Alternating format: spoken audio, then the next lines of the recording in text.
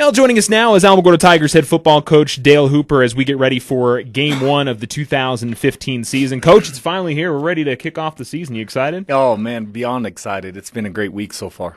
Been a great week of practice so far, and we're going to roll back just a little bit a couple weeks ago to the scrimmage. I don't think we've had a chance to talk since then. Okay. What were your takeaways from the scrimmage against Roswell? What did you like? What did you want to see some improvement on? Well, I liked how we came out. I thought, let's talk offense real quick. I thought offense performed really well. We got to work a lot of our plays. We didn't go out and try to say, oh, well, we want to scrimmage. We worked all our offense, and we worked a lot of reps. And and Kyle spread the ball around and showed love to all our receivers, and I really thought that was good. And our O-line, they did well. Did we do perfect? No, but I don't think any person at any position did perfect. And we see lots of improvement we can do. But on that same defense though too, I think Roswell is a much improved team from last year too. I know we looked. People probably, if you watched it 2 year, think, oh, well, we're just Roswell wasn't as good or whatever, but no, I don't think that was the case at all. I think we're probably twice the team we were last year at this time, and I was really impressed with Roswell. Roswell's going to win a lot of games. They had some players that I was pretty darn impressed with. They fire off the ball. They had some D linemen that were pretty nasty. They had to get in there and they'd get in there and get pretty physical, and that was good for us to work. But the confidence is what I'd have to say that was the biggest thing offensively. Our confidence. Our kids felt like they could score at any play. I mean, when they went out there, and of course they're begging me to run a certain routes and stuff that so they can score. And we kept it pretty vanilla. I think we ran maybe 5 different plays is all, and I thought we looked really well. I thought Kyle at quarterback, he looked really good. He did. He sat in the pocket real well. He got rid of the ball. He stood tall, and he did his reads real fast. And a couple times, we had missed a block, and he still got the ball out on to his third read within 2.5 seconds. That was pretty impressive. I've been coaching a long time. I've never had that happen. So I was pretty impressed with that. I think his confidence is really high right now also, and our receivers. He believes in our receivers, and I think they believe in him too. So, and that old line, yeah, it's a pretty special bunch of kids in the front. Yeah, and certainly you've got some big guys up there. Defensively, I know it was a little bit of a challenge in some of the plays, but it seemed like they especially the defensive line, they got some good things going. We did. We rotated a lot of players. There was a lot of question marks going in this scrimmage to see who's going to be a starter on our defense, and I think we got it knocked down pretty good right now. Our defensive front, on the Roswell, for instance, they're pretty good again. I don't think people got to underestimate Roswell. Their front line was pretty dang salty, and but we did make some mistakes. We had some alignment issues, and we fixed those, and we're going to keep working on that. I'm sure we'll still have more mistakes. It's just the way football is, because a big part of defense is just making sure you're lined up right. And but we did see some good things on defense too. And the good thing is we've seen some players step up that we weren't planning on stepping up, and now they're going to probably be starting this week. And there's, it's the way football is, varsity football. There's some players that were starting that aren't starting now. And so they're upset and they're fighting their butts off in practice, try to get their positions back. And it's been a pretty special week defensively, dang sure. And I don't know. We'll see what happens. I think defense has made huge gains since our scrimmage. So we'll see. And I know defensively, I mean, you've had to make some changes here and there, but who's maybe surprised you the most out of that group? You pick out a guy or maybe a couple of guys, you're like, I'm not sure I really expected them to do that for me in the preseason. Well, I guess the surprises, because there's the kids I expect. I expect. Okay, Brandon, the kid can play anywhere. He can start at slot for me. He's a very special player. Anyone that watches Brandon, they know that, Brandon Henderson. But you got your usual kids. You got Nathaniel Silva, Marcelo, Isaiah. You got some kids that really, it's expected. I knew those kids were going to be huge players for us this year. Now the kids that unexpected, I did not know who was going to start in some certain positions, is, for instance, Jace Greenwich. And he took some hits this week, but the thing what I seen in that is that he took the hits. I don't care. He made the tackle. He went up. He wasn't scared. He went up and made and filled hard. people, him and Alex Halton, kids that weren't starting last year, they really have stepped up and filled some big holes. And the next one would be Peter. Peter didn't get a start last year on defense. He did get some playing time on defense, and was one of our key players on our JV squad last year, going both ways. And he got to play low offense last year in varsity games. But Peter's he's stepping up big. It's great to have Rhett back. Munoz, that's a blessing. He had major shoulder surgery, and we were real scared that we weren't going to get him back at all. And yeah, the kid's got an engine. I mean, he works real hard. He doesn't slow down. He does it, and you know what? His maturity from last year to this year it's night and day, and that could be because his shoulder feels good too. He doesn't have that ache in that shoulder no more, and so now he feels he has a lot of confidence in himself and his ability right now, and he'll dang sure go hit someone. He won't back down to anyone, and I'm really proud of him. And I'd have to say that might be the biggest surprise, because we weren't even expecting him to be fit by the first game. And here he came in, and man, what a great shock that's been for us. And it just, I knew he could always do it. That wasn't a question, because he was playing a lot last year. But that was a good surprise for us.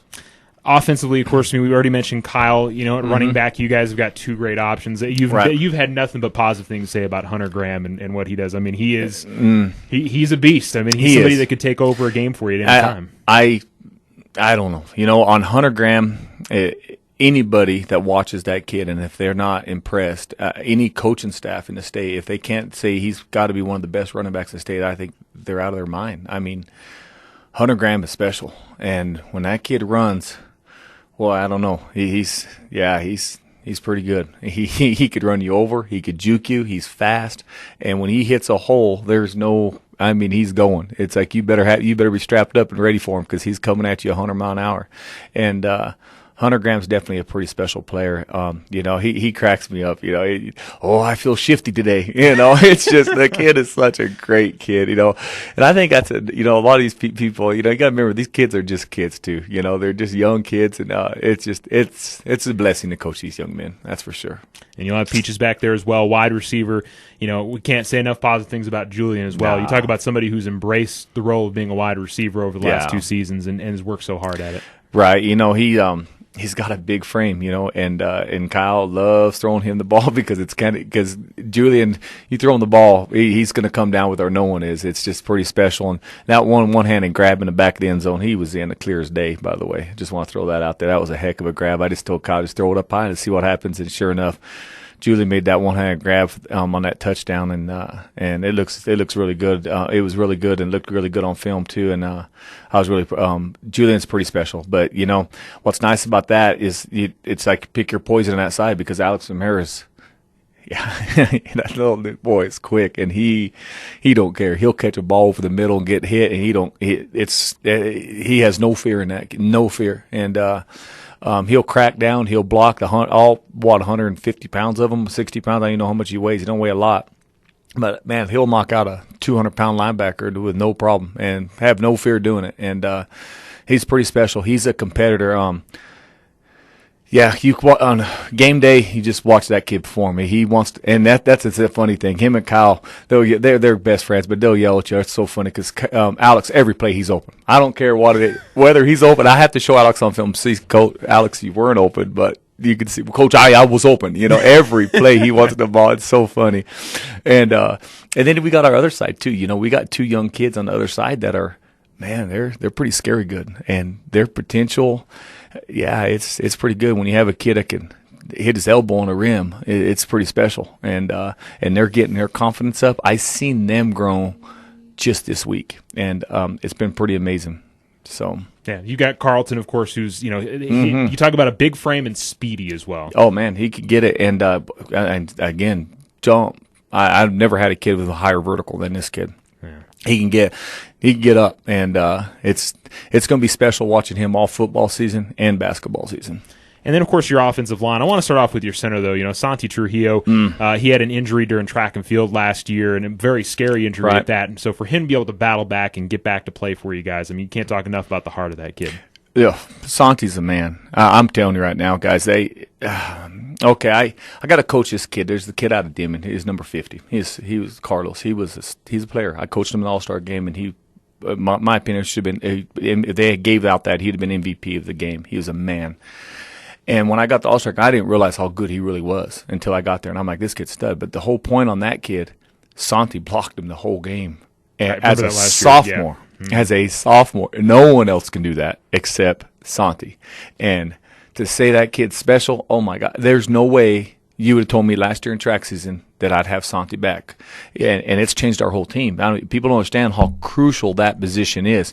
When Santi came back, it's like he didn't even miss a beat. He stepped right in and actually looks good. He lost a little weight. He had, because he couldn't eat a whole lot with his face, so he lost a little weight. He looks slim, and boy, Santi's a man. Yeah, there's no question. He could play defense just as good too, but he knows how valuable he is on the offensive side, and he's embraced that, and he knows the importance of his role. And his whole family's that way. They're all athletes. His little brother, I've had all the Tree Hills. Unfortunately, Jesse, he popped his ACL and he tried to come back. I give him credit for that. He tried to come back and his knee just started hurting him real bad, and so he couldn't do it this year. And I'm fine. That's a hard one for me and him. And but I have his other little Tree Hill playing freshman ball. We have a whole family of the Tree Hills, boy. So one that's already graduated. As well, so Freddie was a great one for us. And but Santi is.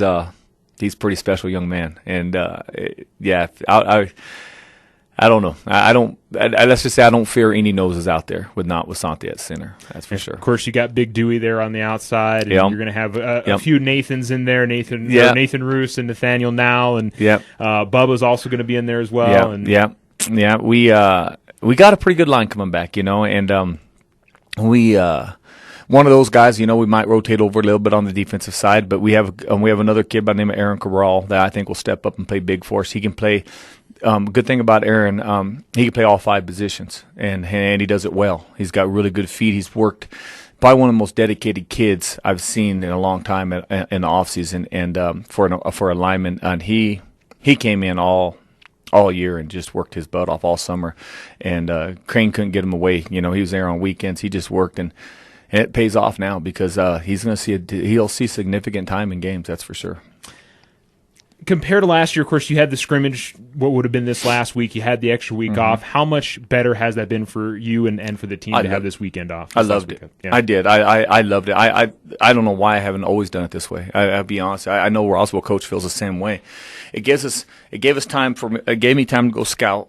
Okay, which I wouldn't have been able to do normally. So I got to go scout Valencia, and then we got to go and got to sell all our cards. Our kids got a day off that they can go sell all our gold cards that we sell in the community for our discounts, and then we got to prepare for 2 weeks against this offense that we normally won't see, and so it's been great, and it gave us time to find out. Well, you know what? This position we're hurting on. We need to try to train some other people, see if they can take that position or not take that position. And it gave us some people playing different positions 2 weeks to prepare for that position. And it's been great. It has. Valencia coming up. This is a team that you guys obviously won a big game up to open last season. You guys kind of put this team on the map with that win last year. Compare last year's group to this year's group from Valencia. Better, about the same, different? I think last year it was a little different because I think everyone underestimated us. I remember I talked with you about that before that Valencia game. I felt pretty confident going in that game, and I think everyone just underestimated us last year. That was the thing. So I think Valencia going in that first week, with all their returners and them having all the hype and stuff, I think they just underestimated us, and so we came in there, kind of shocked them a little bit. We won't do that no more. I think everyone is expecting us to play well, and so are we. And so that's not going to be a secret. They're a really well coached team right now. They got a lot of numbers, and they got some big size. They got a really big fullback, and it was hard to judge them at the scrimmage because they didn't have their quarterbacks. They were playing their third string quarterback, and they were drawing the plays up for them in the scrimmage. So you can imagine how rough that was for Valencia. But they'll come get you on defense, that's for sure. They tackled real well. Comparing the two teams, obviously last year they had a lot of talent. They did. They had some kids that could flat out scoot, and if they got the edge, they were gone. There was no messing around. And they had that really, really good quarterback last year, who I actually got coached All-Star also. He was a really good athlete. And I don't know if you can compare the two teams, but I definitely know the coach, and he can coach football. So I know they're going to be prepared. I would be surprised if he comes down here and lines up in what he did in the scrimmage. I really would. I'm going to bet he doesn't. That'd be my guess. So, it doesn't change what we do. We practice against every front possible every day. So it don't matter what they run. We're prepared for it, and we'll see what happens. So not going to be a spread team this time around? You think it's going to be something a little different? No, it'll be a pounded. There'll be a double tight team. There'll be a double tight wing, double wing, and then they'll overload. They'll be a lot like Mayfield will. They'll overload. They'll go unbalanced, and they'll come get you. They don't run a lot of plays, but they try to get physical. They line up pretty tight splits, and they try to come after you and try to move that ball. They play a ball control game. And obviously, that's what Clovis did to us last year, and it hurt us. And we learned a lot from that game. And we'll make sure that stuff don't happen again. That's for sure. How do you feel like you're better prepared? Because obviously you're going to see Mayfield, you're going to see Clovis, and you're going to see a team like Valencia that's going to try to do that. How do you feel better prepared for that kind of offense going into this year with this group of guys? Well, there's lots of little details we coach, and I'd hate to get into all that, but there's a lot of details we coach on what teams do when they try to do that, and what we've got to do as a team to make sure they can't do that, and make sure they don't kill that clock like that. And we got some answers for it, and we're not going to allow that to happen. Last year I think when we lost a couple of those games, when they have 15, 16, 18 play drives, oh my gosh, and just eat 9, 10 minutes on the clock, it killed us because your offense is sitting there. That's rough, and again, that's something we've addressed, and we'll make sure that don't happen again. That's for sure. But I feel like you clearly have the confidence in your offense. Do you guys feel like you can move the ball on anybody, whoever you're playing this season? Oh, absolutely. I think our whole offense feels that confidence. And, again, the key is keeping Kyle upright. That's the biggest key. We got to keep Kyle, and we work it every day. We work our blocking on that O-line, on our pass hits and what we do. And I think Kyle does a really good job of getting rid of that ball. We try to get rid of that ball in 2 seconds. So, we'll see, and we can throw pretty much every route we have in our passing game in 2.5 seconds. So we keep working that, and we'll see. I don't know.